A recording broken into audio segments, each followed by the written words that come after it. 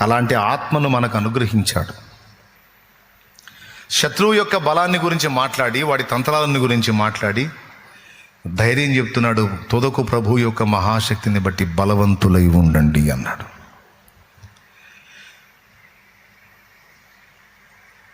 శోధనలో ఉన్నావా, శ్రమలో ఉన్నావా, ఏ విధమైన సన్నివేశంలో ఉన్నావు, నీకు జ్ఞానం సరిపోవట్లేదా, దేవుణ్ణి అడగొచ్చు. నువ్వేమి లేదు, మొర్ర పెట్టడం. అబ్బా,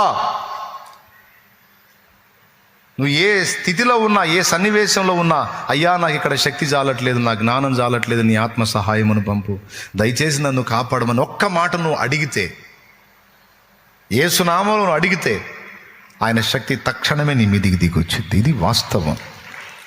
హల్లెలూయా. ఒక పక్క కాపుదల పెట్టాడా, దూతల కాపుదల పెట్టాడా, అన్ని రకాలు నీకు దేవుని పరిశుద్ధాత్మనిచ్చాడా, ఇన్ని చేసి కూడా నీకు ఇంకా శక్తి జాలకపోతే, ఈ పోరాటంలో నువ్వు ఎక్కడన్నా కృంగిపోతే ఒక్క మాట నాకు మొర్రపెట్టు, నేను ఎంటర్ అవుతా సీన్లోకి అంటున్నాడు ఆయన. అందుకే భక్తులు శోధనలు ఎదురైనప్పుడు ఇక అయిపోయాంరా అనుకున్నప్పుడు దేవునికి ఏం మొర్రపెట్టారు. ఆపదలో వారు ఆయనకు మొర్రపెట్టిరి, ఆయన వారి మొర్ర ఆలకించి వారిని విడిపించెను. వారున్న బాధలన్నిటి నుండి వారిని విడిపించెను.